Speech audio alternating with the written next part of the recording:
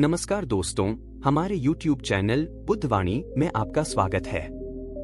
यहाँ हम आपके लिए लाते हैं ज्ञान, शांति और प्रेरणा की कहानियाँ जो आपकी आत्मा को सुकून देंगी और जीवन को एक नई दिशा दिखाएंगी। आइए हम साथ मिलकर बुद्ध के मार्गदर्शन में शांति और प्रेम की राह पर चलें। चैनल को सब्सक्राइब करें और जुड़े रहें हमारे साथ। किसी गांव में रमेश नाम का एक किसान रहता था।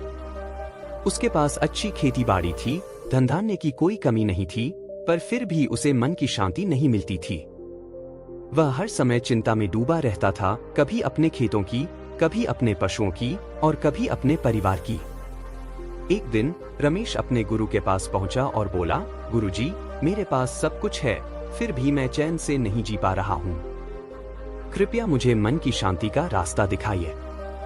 गुरुजी ने मुस्कुराते हुए कहा, रमेश, अगर तुम वास्तव में शांति चाहते हो तो अगले 7 दिन तक बिना कुछ कहे, किसी भी परिस्थिति में नाराज हुए बिना गांव के चारों ओर घूमे। 7वें दिन फिर मुझसे मिलना। रमेश ने गुरुजी की बात मानी और गांव के चारों ओर घूमने लगा।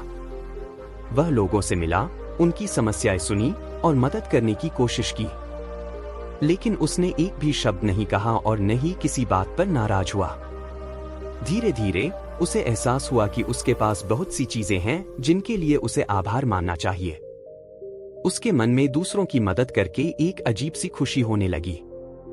7वें दिन वह फिर गुरुजी के पास पहुंचा और कहा, गुरुजी, इन 7 दिनों में मैंने महसूस किया कि जब मैं दूसरों की मदद करता हूं और उनके साथ सहानुभूति रखता हूं तो मेरे मन में एक अनोखी शांति आती है।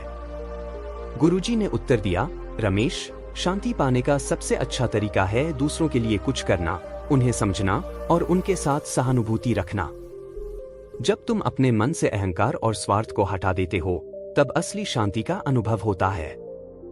रमेश ने गुरुजी की बात समझ ली और अब वह दूसरों की मदद करके और सादगी से जीकर मन की शांति प्राप्त करता था। यह कहानी बहुत ही सुंदर और शिक्षाप्रद है। रमेश के अनुभव से हमें सीखने को मिलता है कि मन की शांति का असली स्रोत हमारे भीतर ही होता है और इसे पाने का रास्ता दूसरों की सेवा और सहायता में है।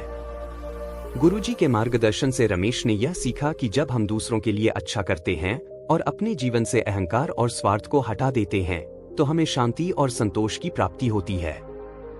यह कहानी हमें सिखाती है कि मन की शांति बाहर की चीजों में नहीं बल्कि हमारे भीतर होती है। हमें केवल अपने अंदर के अहंकार और स्वार्थ को छोड़कर दूसरों के लिए कुछ करना सीखना चाहिए।